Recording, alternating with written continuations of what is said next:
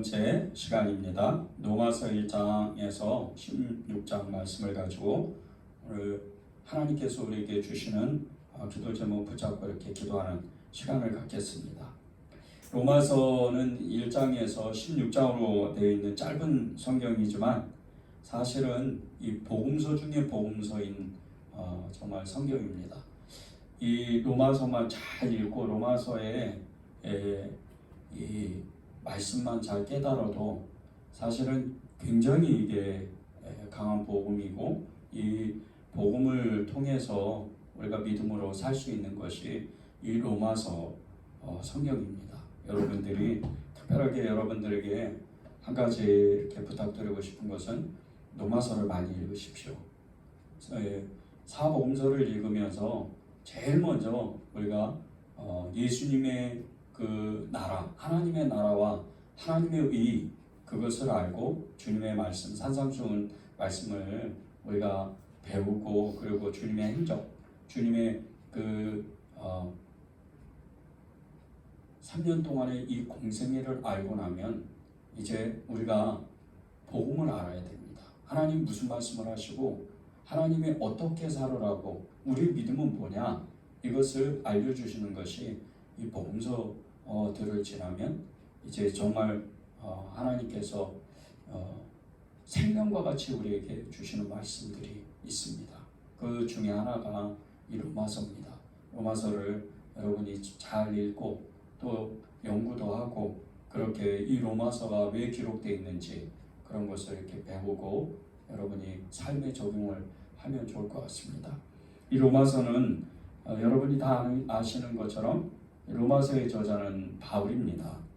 두말할 것도 없죠. 이 바울이 로마서를 기록을 했는데, 공교롭게도 이 로마에 사는 성도들, 로마 교회의 성도들을 향하여 편지를 쓴 것이 로마서인데, 이 로마서를 쓰면서 참 너무나 아이러니하게 정말 이 로마서는, 로마 교회는 이 바울이 세우지 않았다는 거예요.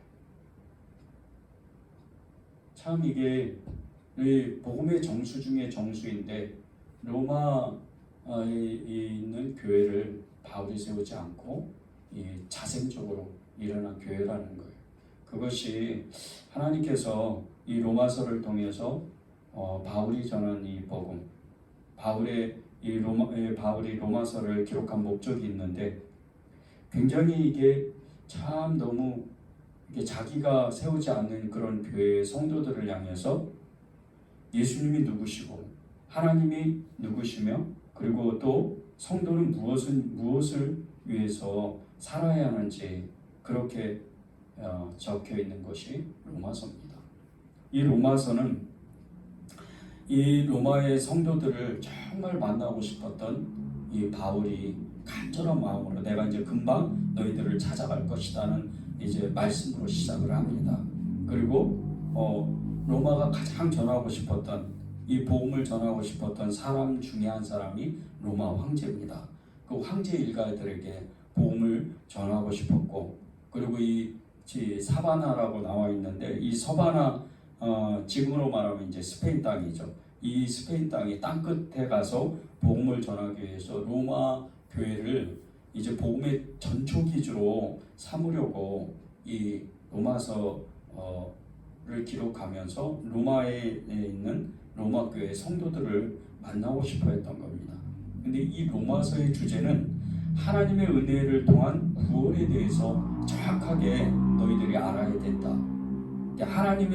하나님의 은혜를 통해서 받은 그 구원이 뭐냐, 이것을 알려주고, 그리고 그 복음과 율법에 대한 제대로 율법을 알아야, 이 복음을 제대로 알아야 너희들이 정말 믿음으로 살 수 있다는 것에 대해서 그것을 알려주고 싶어서 이제 여자 집사죠, 베베, 이 베베를 통해서 그 먼 거리를 배 타고 걸어서 가고, 정말 이 수백 킬로나 되는 이 거리를 이 단 여자 한 사람이, 여인 한 사람이 이 복음서를 들고 정말 처음으로 이렇게 어떻게 보면 가는 이 로마에 돌아가서 이 복음서를 전해 주었다는 거예요.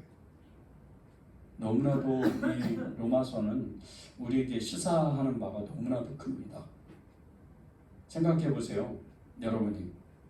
그 로마가 엄청나게 큰 수십만 명이 사는 그런 도시에 이제 초대교회는 그냥 이렇게 예배당이 있는 것이 아니고 가정교회요. 그 가정교회에 몇 명이 모여 있는 거예요.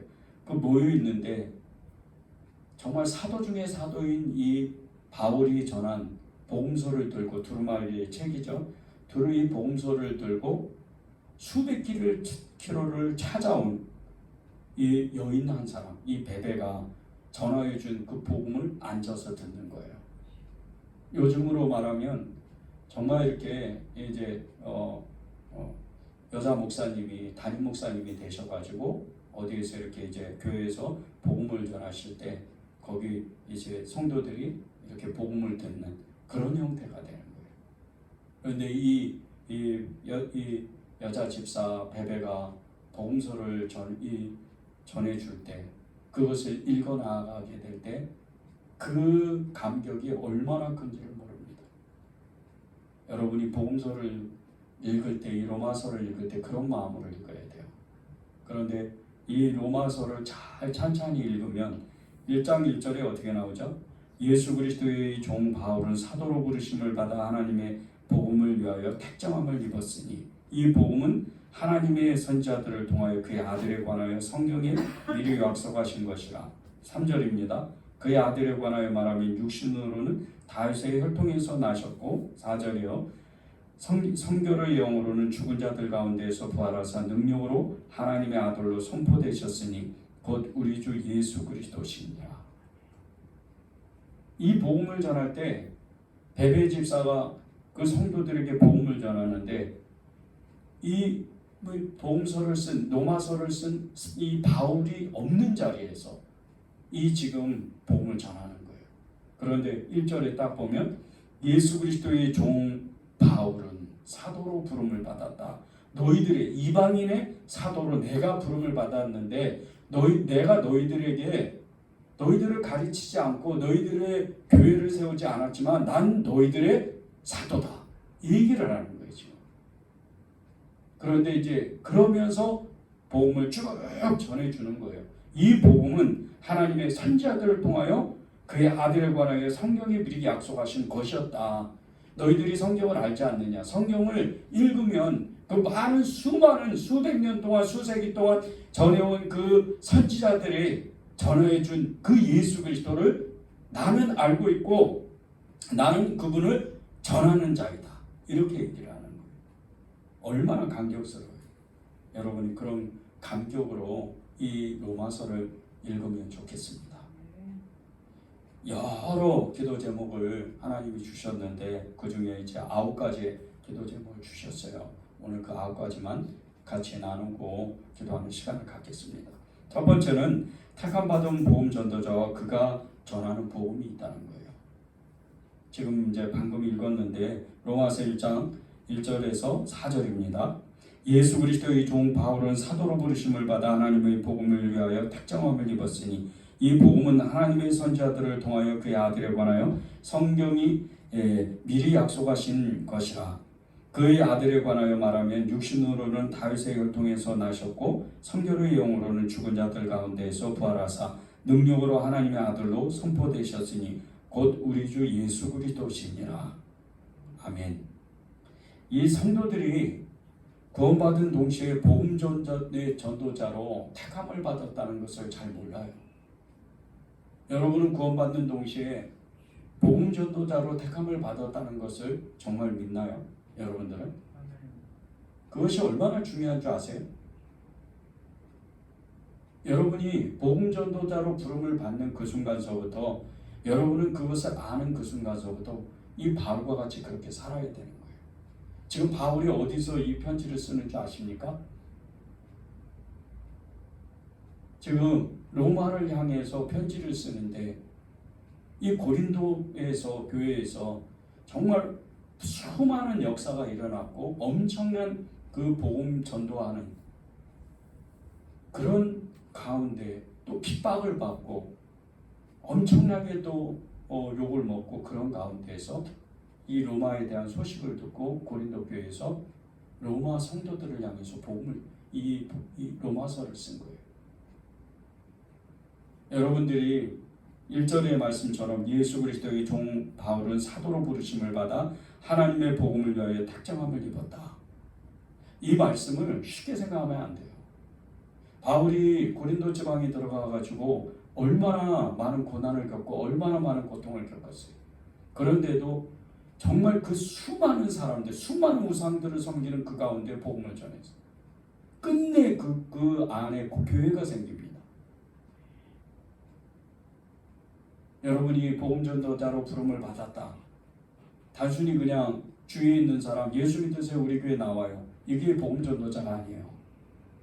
복음 전도자는 정말 하나님 앞에 내가 그렇게 살고 복음을 전하고 핍박을 각오하고 그런 가운데 복음을 전했을 때 역사가 일어나는 거예요. 얼마 전에 한 집사님이 회사 내에서 굉장히 이제 안 좋은 일이 있어서 그분이 이제 그런 일을 해결을 하려고 막 동서분주 막 뛰어다녔어요. 그리고 이제 그 문제를 겨우 해결을 하고 그 가운데 해결하는 가운데 그 문제를 일으켰던 어떤 분에게 이렇게 얘기를 했다는 거예요. 교회를 다니면 좋겠어요. 예수님 믿으면 좋겠어요. 이렇게 얘기를 했다는 거예요. 그런데 그 집사님이 사실은 그 일을 해결하면서 여러 사람들에게 공격을 받았어요. 이 일은 잘못하네, 저 일은 잘못하네 그러면서 계속 공격을 받는 거예요. 그런 가운데도 그런 오해에도 불구하고 이 사람에게는 정말 이 거짓의 영이 떠나고 이 거짓말의 이 습관이 떠나려면 이 예수님을 믿어야 되겠고 그리고 예수님을 전하는 거예요. 이게 복음을 전하는 거예요. 이게 예수님을 증거하는 겁니다. 복음을 전하는 것은 그냥 전하는 게 아니에요. 복음을 전하는 자로서 하나님 앞에 기도하고 헌신할 때 우리는 정말 핍박과 함께 겸하여 그 복음을 전할 수 있는 마음의 결단을 해야 돼요. 한국 교회는, 한국 사회는 복음을 전할 때 그렇게 그닥 핍박을 받지 않아요. 복음을 안 받아들이면 나중에 전하면 되지 이런 마음을 가지고 있으면 돼요. 여러분이 복음을 전해가지고 쉽게 받아들인다. 그게 여러분이 복음의 능력이 있어서 그런 게 아니에요. 뭔가 그 여러분과 관계되어 있는 그 사람이 무언가 이익을 얻으려면 여러분의 그 말하는 것을 들어줄 수 있는 어떤 위치라든지 어떤 환경이 있어야 되는 거예요. 진짜 복음을 전하면요. 자, 이제 여러분이 사형리 복음서를 가지고 전도폭발 훈련을 해서 여러분 중에도 전도폭발 훈련을 한 분이 계실 거예요. 저도 전도폭발 훈련을 했어요. 근데 전도폭발 훈련만 해도 공원에 나가서 생명이 정말 한 번도 만나지 않은 사람, 이 사람에게 복음을 전하려면 그 복음에 가르쳐준 그 복음에 의해서 당신은 정말 행복하십니까? 이렇게 시작하면서 그거를 한 10분 동안 그냥 계속 줄줄 외워서 그거를 전해줘야 되는데 그 사람이 멀뚱멀뚱 쳐다보면서 여러분이 그렇게 복음을 전하는 이 사형리 원칙, 당신은 행복하십니까? 이렇게 시작을 하는데 웬 미친 사람이 와가지고 나한테 이렇게 얼굴도 모르는 처음 보는 사람이 이렇게 해서 침을 뱉는다든지 욕을 한다든지 그러면 여러분은 순간적으로 당황합니다. 훈련이 안 됐기 때문에. 그런데 이게 한 번, 두 번, 세 번 이제 수십 번이 되고 훈련이 되면 굉장히 강력한 복음 전도자가 돼요. 그리고 끝내는 열매 맺는 복음 전도자가 되는 거예요. 복음은 그냥 전하는 게 아니에요. 훈련을 받아야 돼요. 이제 사형리 훈련이나 전도폭발 훈련 이런 것도 훈련이지만 여러분이 훈련받는 장소가 어디예요? 여러분의 삶의 그 영역에서 삶 속에서 훈련을 받고 교회 안에서 가정 안에서 훈련을 받는 거예요. 그 훈련은 어떻게 됩니까? 가정에서 훈련 받는 거. 여러분이 죽어야죠. 제일 전도 안 되는 게 누구예요? 형제, 부모입니다. 그러려면 여러분이 죽어야 돼요. 여러분이 계속 뭔가를 얘기하니까 형제들이 예수를 안 믿는 거예요. 여러분의 주장을 계속하니까 부모님이 예수님을 안 믿는 거예요. 최근에 한 집사님이 또 할머니에게 복음을 전했는데 정말 우리 할머니는 복음이 전해지지가 않나 보다. 이제는 진짜 안 되나 보다. 포기하고 계속 그런 마음을 가졌어요. 그런데 어느 날 할머니가 정말 기적과 같이 그냥 꿈을 꾸셨는데 거기서 정말 하나님이 역사를 하신 거예요. 그리고 복음을 받아들였어요. 이런 기적이 왜 일어날까? 계속해서 뭔가를 손해를 봐야 되는 거예요. 계속해서 듣든지 아니 듣든지 복음을 전하는 거예요.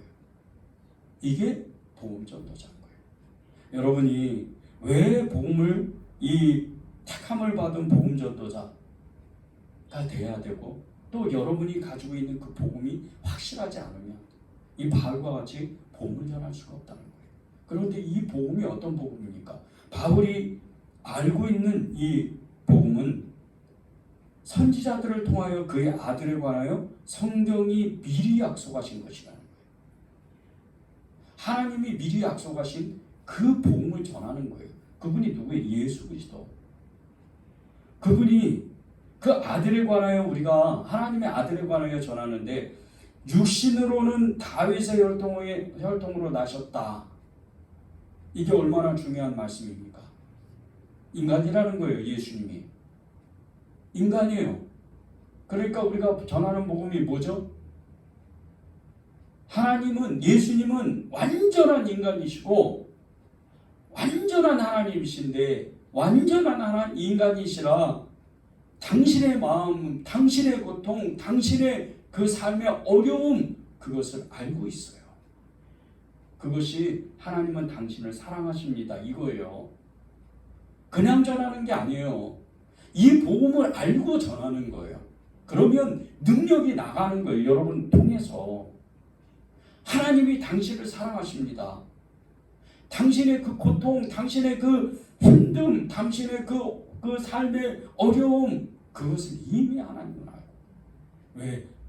당신이 이제 믿어야 할 그 예수 그리스도는 하나님이심과 동시에 인간이셨기 때문에 그렇습니다. 이 복음을 정확하게 알고 전하는 거예요. 그것을 이제 승화해서 하나님이 당신을 사랑하십니다. 이렇게 전하는 거예요. 두 번째는 뭡니까? 성결의 영으로는 죽은 자들 가운데에서 부활하사 능력으로 하나님의 아들로 선포되셨다. 이분이 예수 그리스도라는 거예요.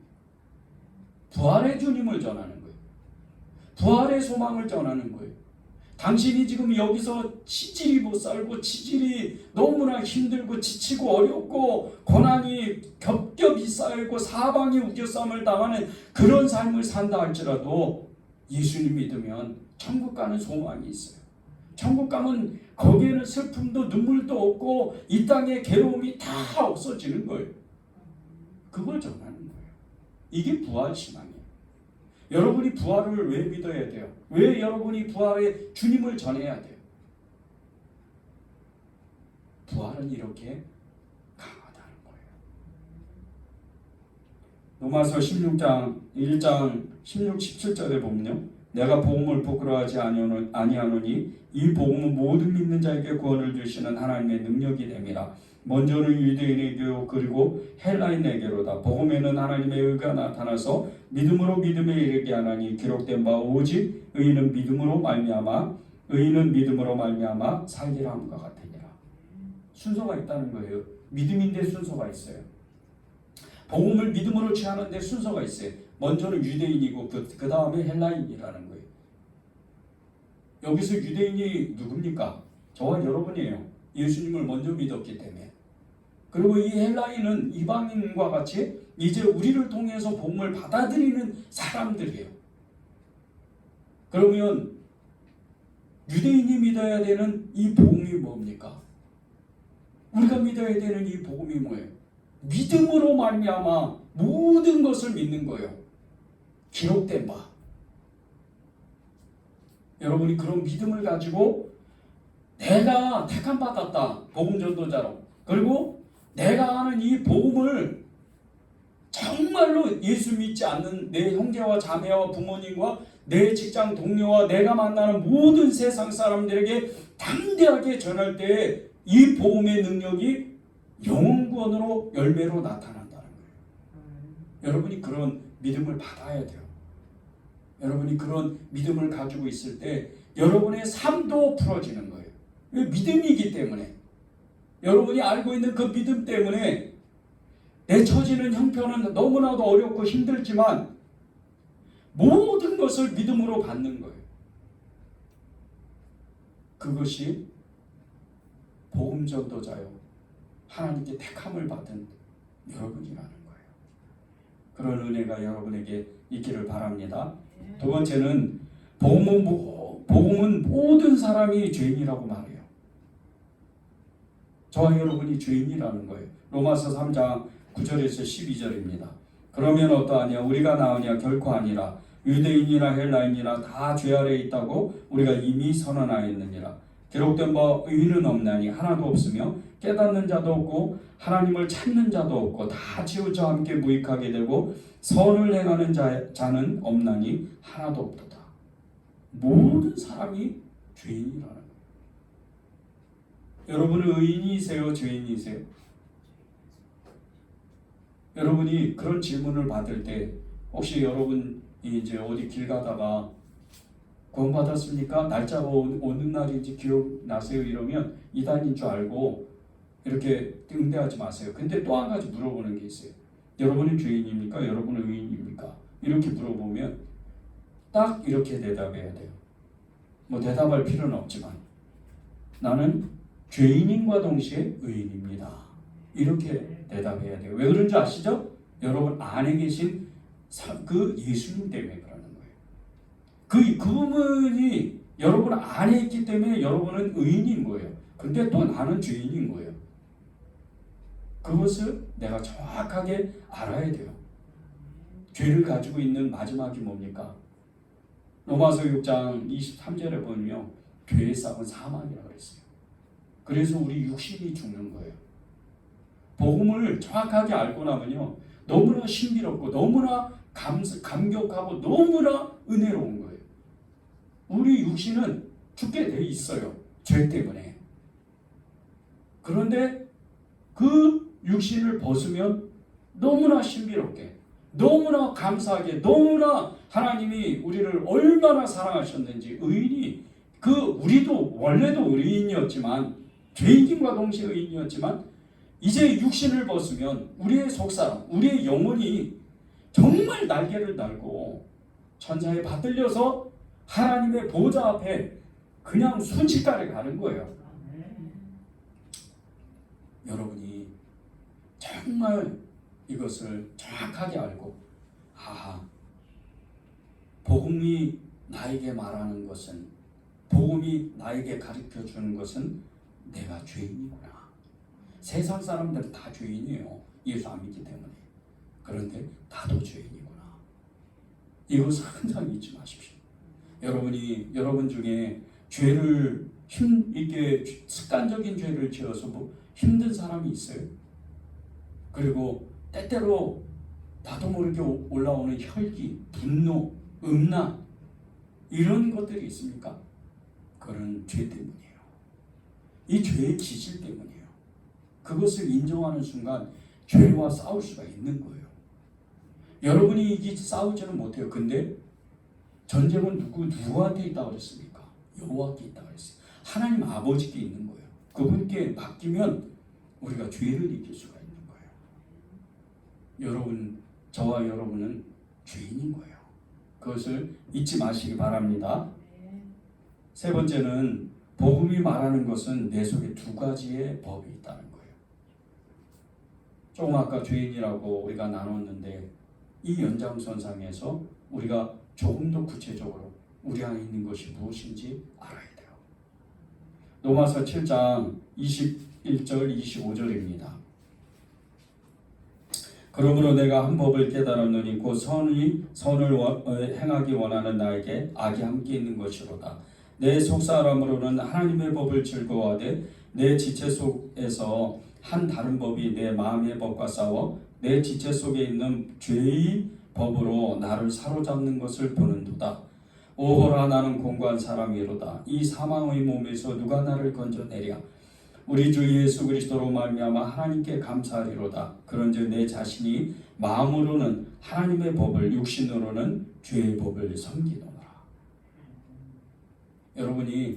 여러분 마음으로는 절대 죄를 짓고 싶지 않아요. 이것을 여러분이 가지고 있어야 돼요. 왜 그런지 아세요? 그러면 가룟 유다가 예수를 팔려는 생각을 품었는데, 그리고 그 생각을 통해서 마귀가 예수님을 팔려는 그 생각을 넣었는데, 그러면 이 마음이, 내 마음도 그렇게 죄된 생각으로 하나님을 자꾸 멀리하려고 그러고 죄를 좋아하게 되고 죄를 탐하고 그렇게 세상 욕심과 그렇게 세상 욕심으로 욕망으로 그렇게 사는 거 아닌가? 아니에요. 여러분의 영혼이 여러분의 영혼이 예수님을 믿는 그 순간서부터 여러분의 영혼은 계속해서 예수님께 순종하려고 애를 써요. 나는 그냥 어떠한 일이 있어도, 내 오늘 굶어 죽어도 나는 하나님을 정말 사랑하고 싶고 예수님을 따라가고 싶고 예수님의 증인으로 살고 싶은 마음이 여러분 안에 있는 거예요. 그런데 그 마음을 계속해서 사단이 쫓는 거예요. 쪼아 먹으려고 그래요. 그것을 알면 되는 거예요. 그런데 그것을 격동시키는 게 뭔지 아십니까? 여러분의 육신이에요. 그 육신이 죄를 계속해서 일으키는, 어떻게 보면 죄의 단지와 같이, 죄의 도가니와 같이, 죄의 장아찌와 같이, 그렇게 아주 그냥 죄의 그 근원과 같이 거기서 솟아오르는 거예요. 여러분의 그 육신 때문에. 그 육신을 미워해야 돼요.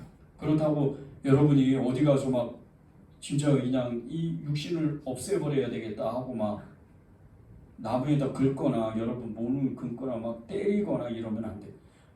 그런 데가 많아요. 기도원 같은 데 가보면. 그거 다 하나님께 죄를 짓는 거예요. 왜 자기 육신을 혹사를 해요? 또 그런 사람도 있을 수도 있어요. 이 죄의 육신을, 죄를 짓지 않기 위해서 일을 열심히 하자. 하루 막 16시간, 17시간씩 일하는 사람이 있어요. 실제적으로. 안 돼요. 큰일 나. 병 걸려요. 그럼 죽는 거예요. 그렇게 하는 게 아니에요. 이걸 아는 거예요. 그것을 자각하는 거예요. 그래야 여러분 마음이 서서히 바뀌어요. 내 속에 내 속사람이 달로 새로워지는 것 같이 내 속사람은 하나님을 그렇게 사랑하고 싶고 그분을 따라가고 싶고 그분의 말씀에 순종하고 싶은데 내 육신의 법, 내 육신의 또 다른 사람, 여러분 안에 두 사람이 있는 거예요. 그러니까 좀 이상하죠? 나는 한 사람인데 내 안에 두 사람이 있대요. 쉽게 표현해서 그렇게 말씀드리는 거예요. 여러분 안에 두 사람이 있는 거예요. 한 사람은 의인이고 한 사람은 죄인인데 그 의인을 쫓아가려고 하는 내 속사람은 의심하면 안 돼요. 여러분 천국 가요. 여기 한 사람도 천국 안 갈 사람 없어요. 왜? 하나님이 회개시킬 거니까. 그걸 믿어야 돼요. 그리고 여러분이 이제 여러분 안에 있는 육의 사람, 이 육의 사람은 그 의의 사람을 계속해서 끌어당기는 거예요. 왜 믿음이 안 자라는 줄 아세요? 여러분의 육신이 강하기 때문이에요. 그때를 빨리 자각해야 돼요. 믿음이 한자도 못 자라는 이것은 여러분의 육신이 의의 사람을 자꾸 잡아내리는 거예요. 그래서 성자들, 그 믿음 있는 사람, 증인들이 이 훈련을 어떻게 하는 줄 아세요? 계속해서 자기가 죄인이라는 걸 고백해요. 계속해서 예수님을 쫓아가기를 원해요. 24시간 예수님을 바라보자, 예수님과 동행하자, 예수님을 히브리서 12장 1, 2절에 나오는 것처럼 그렇게 예수님을 바라보자, 온전케 하시는 예수 그리스도를 바라보자. 그 뜻은 무슨 뜻이냐면요, 예수님이 여러분의 육신을 이길 수 있는 믿음을 주시기 때문이에요. 이것을 붙잡아야 돼요. 육신은 이길 수가 없어요. 여러분이 아무리 시냇가에 가가지고 여러분의 그 죄가 보여가지고 혹시나가 수덩이와 같이 그런 게 보여서 마시는 물로 그냥 그 피부가 벗어지도록 씻어도 여러분이 죄가 벗어나지 않아요. 예수님 말씀하셨죠? 입으로 들어가는 것이 입으로 들어가서 이 뒤로 나오는 것. 여러분 다 아시죠? 뭔지? 그것이 더러운 게 아니라 그랬어요. 사람 마음 속에서부터 나오는 것이 더럽다 그랬어요. 7가지. 불의, 추악, 탐욕, 악도, 음란, 시기, 질투 이런 것들이 계속해서 올라오는 거예요. 그거를 빨리 자각해야 돼요. 그래서 하나님 살려주세요. 그때마다 여러분의 기도에 켜서 집 안에서도 하나 만드세요. 여러분 중에 방에 한 칸 있는 분 계세요? 한쪽 만드세요. 한쪽. 그리고 아무도 없으면 그 기도방이죠. 하나님 살려주세요. 아니면 교회가 가까우면 예배당으로 뛰어오는 거예요. 살려달라고. 그렇게 훈련하고 그렇게 기도하면 어느 순간에 여러분의 그 2가지 속사람, 그 여러분의 안에 있는 속에 있는 그 2가지의 법 중에 그 육신의 법을 이길 수가 있는 거예요. 보세요. 21절에 보면 그러므로 내가 한 법을 깨달았다. 바울입니다. 바울이 얘기하는 거예요. 한 법을 깨달았다. 선을 행하기 원하는 나에게 악이 함께 있는 것을 내가 알았다.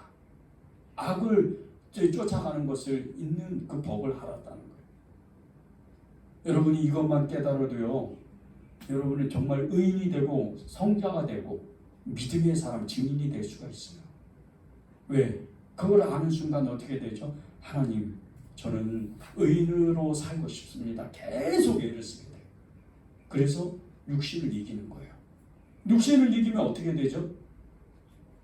하나님의 뜻만 구하기 때문에 여러분의 삶에도 적용이 돼요. 여러분이 마음의 소원이 있고 어떤 일을 오랫동안 기도하는 분도 계셔요.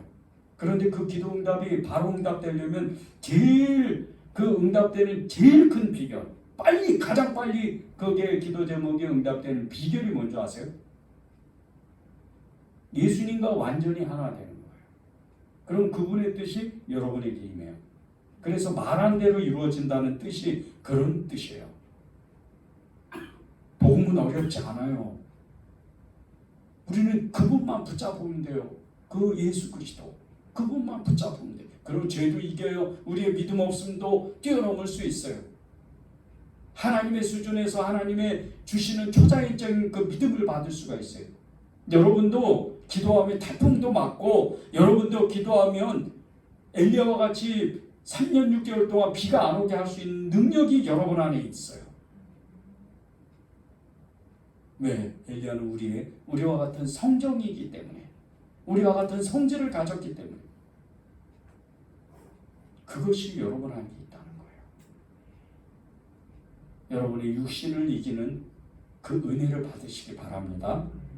4번째는 복음을 만난 사람은요, 다시는 죄에 끌려다니면 안 돼요.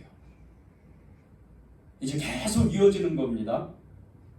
우리 안에 이 2가지 법이 있는데 이 2가지 법을 이 육신의 법을 이기려면 이 죄에 끌려가면 안 돼요. 로마서 6장 5절에서 11절입니다. 만일 우리가 우리의 죽으심과 같은 모양으로 연합한 자가 되었으면 또한 그의 부활과 같은 모양으로 연합한 자도 되리라. 우리가 알거니와 우리의 옛사람이 예수와 함께 십자가에 못 박힌 것은 죄의 몸이 죽어 다시는 우리가 죄에게 종노릇 하지 아니하려 함이라. 이는 죽은 자가 죄에서 벗어나 의롭다 하심을 얻었습니다. 만일 우리가 그리스도와 함께 죽었으면 또한 그와 함께 살 줄을 믿노니, 이는 그리스도께서 죽은 자 가운데서 살아나셨으며 다시 죽지 아니하시고 사망이 다시 그를 주장하지 못할 줄을 알미로라. 그가 죽으심은 죄에 대하여 단번에 죽으시며 그가 살아계심은 하나님께 대하여 살아계심이니, 이와 같이 너희도 너희 자신을 죄에 대하여는 죽은 자요 그리스도 예수 안에서 하나님께 대하여는 살아있는 자로 여길지어다. 말씀 그대로죠. 말씀 붙들면 돼요. 죄에 대해서는 내가 죽었대요. 그런데 그게 십자가에 나아갈 때마다 그 능력이 온다는 거예요. 십자가의 능력이 뭐죠? 부활의 능력과 함께 찾아오는 게 보혈의 능력이에요. 죄를 씻는 능력. 여러분 안에 그런 능력이 있어요. 여러분 안에 예수님의 피가 있다는 거예요. 힘들고 지치고 죄를 지려고 하는 그런 마음이 생길 때, 습관적인 죄가 생각이 나고 그럴 때 즉시로 예수님의 피를 의지하세요. 예수님의 보혈을 의지하세요. 예수님께 피를 뿌려달라고 하세요. 보혈의 능력은 예수님의 피 한 방울이면 인류의 모든 죄, 한 75억 가까이 되죠? 그 모든 죄가 사해지는 거예요. 여러분에게 그런 능력이 있어요. 그것을 붙드는 거예요. 그런데 어떻게 해야 되죠? 우리가 말씀을 그대로 따라가서 믿어야 된다는 거예요. 자, 보십시오. 9절입니다. 8절부터요. 만일 우리가 그리스도와 함께 죽었으면 또한 그와 함께 살 줄을 믿노니. 9절. 이는 그리스도께서 죽은 자 가운데서 살아나셨음에 다시 죽지 아니하시고 사망이 다시 그를 주장하지 못할 줄을 알미노라. 사망이 부활하신 예수님은 이제 주장하지 못해요. 그런데 우리에게는 사망의 권세가 있잖아요. 그런데 예수님을 붙잡으면, 십자가를 붙잡으면 이 사망 권세도 우리를 어찌하지를 못하는 거예요. 그것을 고백했던 사람이 바울이에요. 사망아 너희 쏘는 것이 어디 있느냐, 이렇게 얘기를 했잖아요. 바울은 살아서 부활의 능력, 믿음을 받았고 십자가의 그 능력을 받으면서 그가 평생토록 믿음으로 살았을 때 받은 것이 뭔지 아십니까? 그는 살아있지만 죽음을 뛰어넘는 그 믿음을 받은 거예요. 여러분이 왜 죄에 끌려다니면 안 되는 줄 아세요? 죄에 대해서는 단번에 하나님이 죽었다고, 모든 것을 청산했다고 말씀하셨기 때문이에요. 그러면 여러분 안에 있는 그 두 가지의 그 죄의 법과 그 의의 법 두 가지에 있는데, 그 여러분 안에 있는 그 죄의 법을 나는 예수 그리스도의 이름으로 완전히 청산했다고 여러분이 믿어야 돼요. 그래야 여러분은 여러분의 생각과 마음과 여러분의 그 모든 삶이 풍요로워지는 거예요. 모든 사람과, 처음 본 사람도, 나에게 악하게 한 사람, 나에게 힘들게 하는 사람, 나를 어렵게 하는 이런 사람과도 여러분은 화평한 사람이 돼요. 왜? 예수님은 평화의 사도인과 동시에 평화의 왕이라고 그랬어요. 그분이 여러분과 연합했고 그분으로 말미암아 여러분은 하나님의 자녀가 되었기 때문에, 양자의 영을 받았기 때문에 여러분은 어디를 가든지 평화로운 사람이 되는 거예요. 어디를 가든지 평화를 나눠주는 사람이 되는 거예요.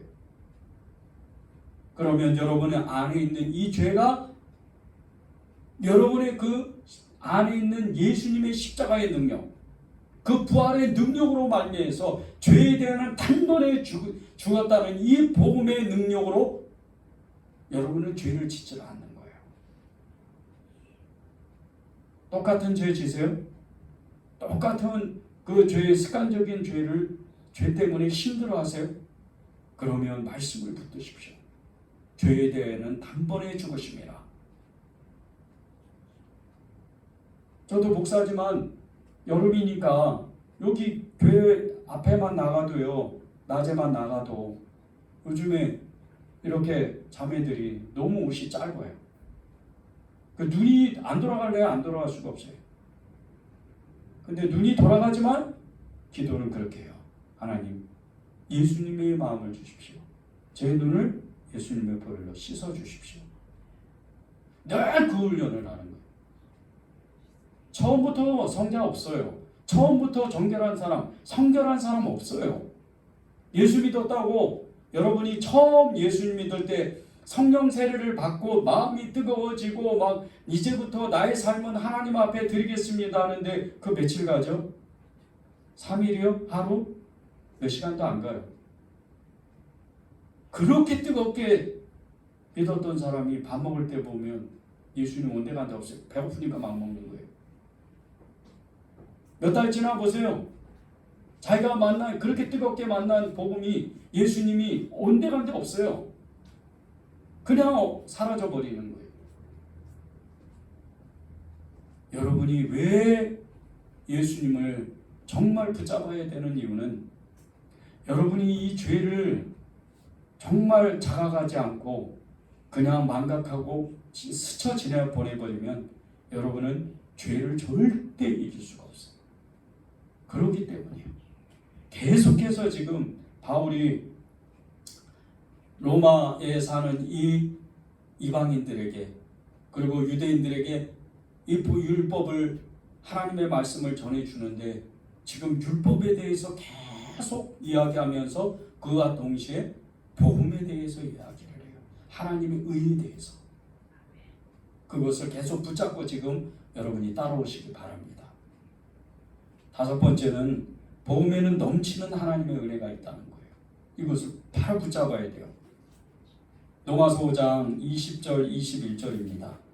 율법이 들어온 것은 범죄를 더하게 하려 함이라. 그러나 죄가 더한 것에 은혜가 더욱 넘쳤나니 이는 죄가 사망 안에서 왕노릇한 것 같이 은혜도 또한 의로 말미암아 왕노릇하여 우리 주 예수 그리스도로 말미암아 영생에 이르게 하려 함이라. 아멘. 영생에 이르게 한대요. 이 영생이라는 말씀이요, 저기 요한복음에 가면 예수님이 정말 많이 말씀하셨어요. 영생. 예수 그리스도를 믿으면 영생이다. 이렇게 하면 영생이다. 율법을 지키면 영생이다. 하나님의 말씀을 지키는 게 영생이다. 이웃을 사랑하면 영생이다. 계속 얘기하세요. 그런데 오늘 보세요. 바울이 다시 한번 얘기해요. 영생에 이르게 하는 게 뭘까? 은혜가 죄가 더한 것에 은혜가 더 크다는 거예요. 은혜가 더욱 크다는 거예요. 그리고 죄가 사망 안에서 왕노릇한 것 같이 은혜도 또한 의로 말미암아 왕노릇한다는 거예요. 이것을 믿는 거예요. 복음에는요, 여러분, 저와 여러분이 아는 이 복음에는 하나님의 그 은혜가 엄청나게 강한 거예요. 제가 이렇게 말로 엄청나게 강하다 이 표현을 그냥 이렇게 단순하게 하고 싶지 않은데 별다른 표현이 없어요. 그 어린애들이 그러죠. 너 엄마 아빠가 어떻게 얼만큼 좋아? 이렇게 어른이 물어보면 이렇게 얘기하잖아요. 그냥 그걸 표현을 어떻게 하지를 못해요. 근데 하나님의 사랑 은혜는요, 어떻게 표현을 해야 돼? 제가 얼마 전에 그 과학 사이언스 그 프로그램에서 이 우주에 대한, 우리가 보는 우주가 아니에요. 성운이라고 그러죠. 그 성운이 이 은하계를 넘어서, 은하계가 수천 개가 모여 하나의 성운이 되는데 이 성운이 수억 천 개가 있대요. 그게 우주라는 거예요. 그런데 그걸 하나님이 창조하셨잖아요. 보이지도 않아요. 지구는. 여러분은 보이지도 않아요. 그런데 보세요. 이 과학 사이언스 이 프로그램 하나만 봐도 말씀이 떠올라요. 내가 태초년에 만세 전에 네가 모태에 있기 전에 내가 너를 이름을 내가 이미 기억해놨다. 기록해놨어.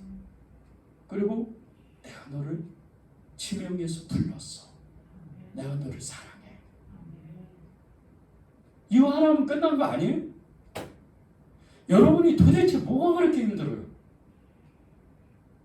정말 힘들어요, 여러분이? 예수님보다 힘들어요? 십자가 졌어요? 죽음의 고통을 져봤어요? 도라이언트에서 그렇게 무수한 채찍을 뼈마디가 다 긁어지고 살점이 다 떨어져 나가는 그런 채찍을 맞아본 적 있으세요? 아니잖아요. 죄가 더한 곳에 하나님의 은혜가 더했다고 그렇게 말씀하시면서 오늘 보세요. 범죄가 더한 곳에, 죄가 더한 곳에 은혜가 더 크다. 이 말 뜻은 그렇게 무수한 죄를 져도 살인죄를 짓고 10년, 20년 동안 교도소에 있다가 어느 날 사형당해야 되는데 이 사람이 예수를 믿었어요. 그리고 할렐루야 그러면서 그렇게 사형당하고 죽었어요. 우리가 이런 소식을 들을 때 굉장히 우리 안에 분노가 일어나고 판단이 일어나요. 저 살인마, 저 정말 연쇄 살인마가 예수를 끝에 믿어가지고 하나님 앞에 갔다. 말도 안 되는 소리. 근데 저와 여러분 안에 얼마나 큰 살인마들이 있는 줄 아세요? 사람만 안 죽이는 거예요. 죄만 안 짓는 거예요. 이게 은혜인 거예요. 말할 수 없는 죄인이다, 죽을 수밖에 없는 죄인 중에 괴수다 고백했던 이 바울이 고백한 것 같이 우리도 고백해야 돼요. 그냥 말로만 하는 게 아니고, 그래야 여러분이 은혜로 살 수가 있는 거예요. 제가 여러분께 한 가지 질문을 드리고 싶어요. 오늘 여러분이 아침에 일어나서 지금 예배 드리고 이제 지금까지 거의 한 5시간 6시간 이렇게 되실 텐데, 진짜 오늘을 감사해 본 적 있으세요? 감사를 오늘 감사합니다 그렇게 고백한 분 계세요? 제가 오늘 이 말하려고 제가 오늘 아침부터 몇 번 감사를 했는데 쉬어봤어요. 400번이 넘어요. 감사합니다. 더운데도 감사합니다. 더워요. 감사해요. 에어컨이 있네요. 나오는데도 더우니까 또 감사해요. 마스크 쓰는데 이게 여름 마스크 안 쓰려고 그 KF80인가 그걸 써요. 혹시 또 이 비말 튀길까봐. 침이 튀면 안 되잖아요. 저는 제 몸을 지켜야 되잖아요. 더워서 감사해요. 오늘 아침에는 어떤 분이 오전에는 어느 목사님이 찾아왔어요. 뭔가 이렇게 조그만 선물을 하나 주셨는데 오늘 교회 예배당에 오신 분만 나눠야 될 것 같아요. 근데 그것도 감사한 거예요. 너무 감사한 거예요. 저기 어디 충청도 어디 가까이 거기서 농장을 하시는 목사님인데 거기서부터 그거를 또 수확했다 가져온 거예요. 아유 감사합니다. 계단이 여름에 4층까지 사무실까지 올라가면 계단 올라가야 되잖아요. 오늘은 이제 숨이 컥컥거리더라고요. 왜 그런지 몰라도. 근데 사무실이 있어서 감사합니다. 여러분 이것을 놓치면 안 돼요. 여러분이 왜 하나님의 은혜가 내게 넘쳤다고 고백을 해야 되냐면요. 여러분이 예수 잘 믿는다고 집을 사고 좋은 자동차 사고 환경이 좋아지고 승진하고 그게 감사일 수도 있어요. 근데 진정한 감사가 아니에요. 그거는 그냥 기쁜 거예요. 여러분이 꼭 감사해야 되는 거, 하나님 은혜, 아버지가 주신 은혜가, 예수님의 이름으로 주신 은혜가 너무 큽니다. 그걸 고백하는 건 다른 게 아니에요. 내가 구원받았습니다. 나는 죄 안 질 겁니다. 이걸 감사하는 거예요. 여러분 끝내 여러분이 이제 마지막의 순간에 하나님 앞에 갈 때 여러분의 모습이 얼마나 거룩한 모습인 줄 알아요? 그거는 상상이 안 돼요. 정말 거룩한 모습이에요. 여러분이 그 모양으로 안 가요. 천국은 다 똑같아요. 틀린 거 없어요. 우리 그 모양이 다 얼굴도 다른 것 같죠? 그냥 그렇게 보일 뿐이에요. 다 하나님의 자녀인 거예요. 다 똑같은 거예요. 여기서 이렇게 혹시 장애를 입고 다리가 없는데 그 모양으로 가요? 아니에요. 다 신령한 모습으로 가는 거예요. 그분 앞에 갈 때는 완전한 모습으로만. 여러분 가지고 있는 돈, 여기 돈 한 10억 있는 분 계세요? 그거 못 가져가요. 빨리빨리 나누세요. 그거 나중에 하면 지금은 나누지 말고요. 하나님의 마음을 주셔야지. 나중에 이제 천국 갈 때 다 나누고 가세요. 하나님의 은혜가 여러분에게 넘쳤습니다. 6번째는 복음을 알게 하시는 이가 우리 안에 계시다는 거예요. 그분이 누구예요? 성령님이세요. 성령님을 완전히 붙잡아야 돼요. 로마서 8장 26절 27절입니다. 이와 같이 성령도 우리 연약함을 도우시나니 우리는 마땅히 기도할 바를 알지 못하나 오직 성령이 말할 수 없는 탄식으로 우리를 위하여 친히 간구하시느니라. 마음을 살피시는 이가 성령의 생각을 하시나니 이는 성령이 하나님의 뜻대로 성도를 위하여 간구하심이라. 성령님께서 우리 안에서 우리가 기도할 바를 알지 못하는 것을 하나님 앞에 부르짖어 기도하신대요. 그런데 보세요. 27절에 마음을 살피시는 이가 성령의 생각을 아시나니 이는 성령이 하나님의 뜻대로 성도를 위하여 간구하심이라. 우리 안에 있는 성령님이요, 그 성령님이 하나님의 뜻하신 대로 이미 이 성삼위 하나님께서 계획하신 나에 대한 계획을 다 기도하는 것을 아신다는 거예요. 그리고 그것을 기도하신다는 거예요. 근데 그분이 우리 안에서 역사하는 게 뭔지 아십니까? 단순히 잘 되라고 아니에요. 복음을 정확하게 알게 하시는 거예요. 성령으로 복음을 알 때 우리는요, 성령 충만하다 이 소리를 이제 많이 하는데, 성령 충만 받으세요. 성령 충만을 받아야 됩니다. 그래야 믿음으로 살 수 있습니다. 이 얘기는 바꿔서 말하면 무슨 얘기냐면요, 성령으로 말미에서 우리가 성령 충만을 받으면 성령으로 말미에서 예수 그리스도 그분을 정확하게 아는 거예요. 그분이 우리 안에서 성령으로 충만하면요, 절대 믿음이 흔들리지 않아요. 여러분이 그런 사람들이에요. 성령님을 찾으십시오. 성령님을 구하세요. 구하는 자에게 주시고 찾는 자에게 찾는 이에게 찾게 하시고 두드리는 이에게 열릴 것이라 주님 말씀하셨는데, 우리가 밤낮 하나님께 성령 충만을 구하고 하나님께 나아가서 기도하면 그분이 좋은 것으로 채워주시지 않겠어요? 성령으로 채워주신다 그랬잖아요. 성령 충만을 받으십시오. 7번째는 복음을 계속해서, 이 복음은요, 계속해서 우리가 말씀을 듣는 중에, 복음을 나누는 중에 자라게 된다는 거예요. 로마서 10장 17절입니다. 그러므로 믿음은 들음에서 나며 들음은 그리스도의 말씀으로 말미암았느니라. 여러분이 왜 예배에 집중해야 되고, 왜 여러분이 모임에 모이기를 힘쓰고, 그리고 속회나 특히 이제 속회 같은데 예배는 물론이거니와요. 속회 같은 데서 절대 빠지지 않고 같이 말씀을 나누고 또 하나 예수님에 대해서 나눠야 되는 이유가 뭔지 아십니까? 예배 한 번으로 여러분이 믿음이 크게 자라면 정말 두말할 것도 없어요. 저는 정말 감사하죠. 그런데 여러분의 믿음이 예배 한 번으로 이렇게 잘할 수가 없어요. 육신의 기질 때문이에요. 우리 계속 나누죠. 지금 우리 안에 두 가지 법이 있다고. 근데 이것을 이기고 믿음이 자라나가게, 복음을 정확하게 알게 하는 것이 여러분의 그 속해 있죠. 그리고 여러분 형제들이 개인적으로 만나서 이제 어디 카페 같은 데 식사하면서 이렇게 예수님에 대해서 나누고 믿음에 대해, 삶에 대해서 나눌 때, 이때 서로 주고받는 그 하나님의 말씀 때문에, 예수님 때문에 여러분의 믿음이 자라는 거예요. 속회 모임에서 전심을 다하세요. 그리고 여러분의 그 교회 안에서 모임 가운데서 정말 하나님을 붙잡으세요. 그렇게 모이기를 힘쓰세요.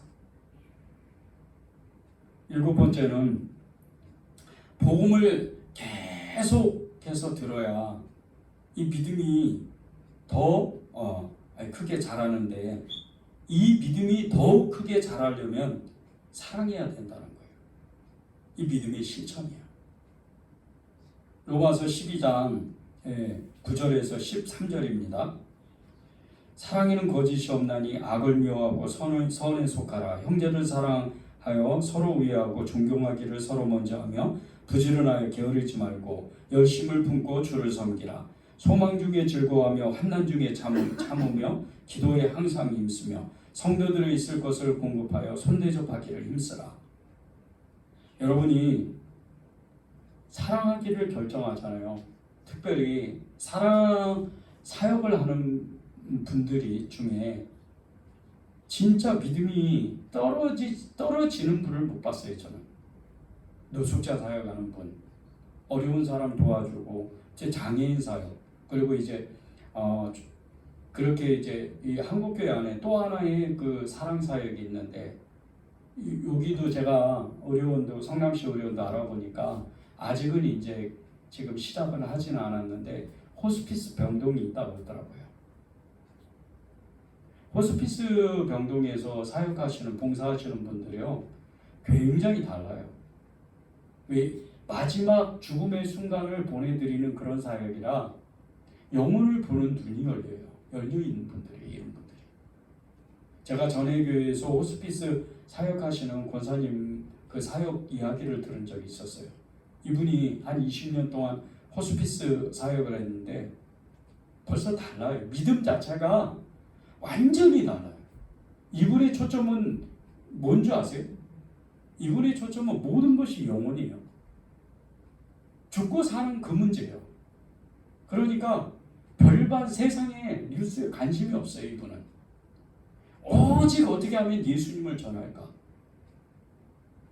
이분의 간증 중에 한 번은 그렇게 몇 달 동안 복음을 전하고 정말 이렇게 마지막 순간에 복음을 전했는데 그 돌아가신 분이 예수님을 믿지 않았어요. 너무 많이 울었다 하더라고요. 벌써 달라요.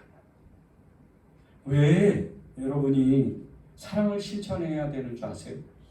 9절에 보세요. 사랑에는 거짓이 없나니. 사랑에는 거짓이 없대요.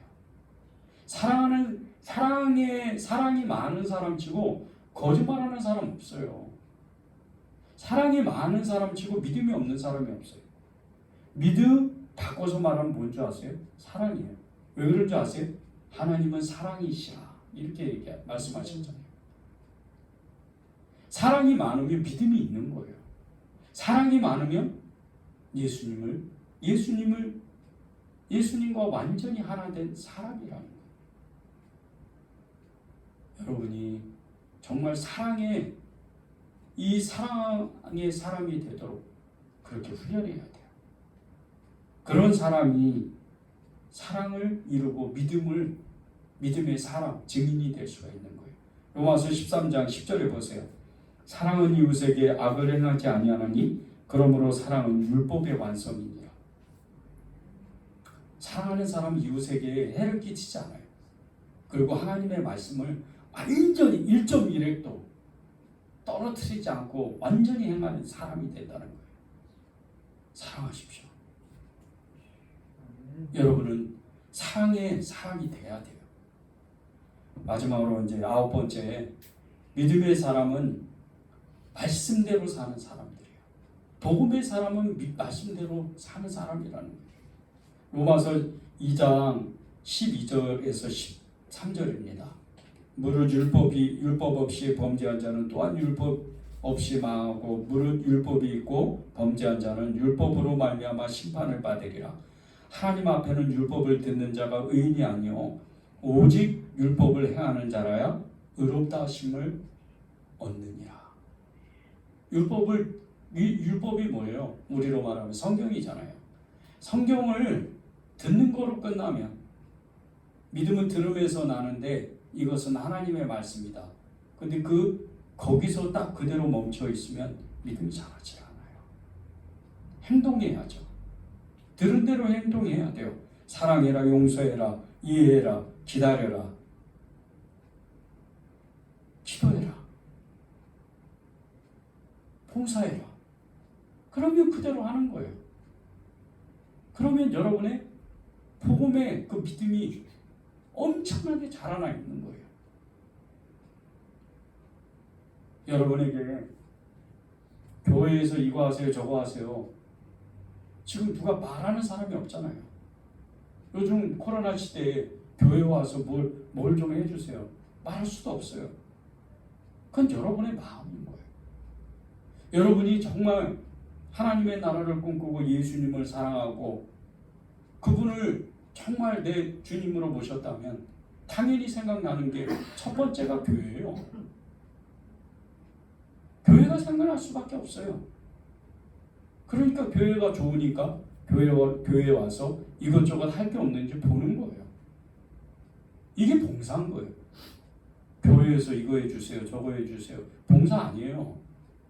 그걸 그냥 협력하는 거지. 내가 좋아서 하는 거예요. 누가 형제가 우리 교회 가서 청소합시다.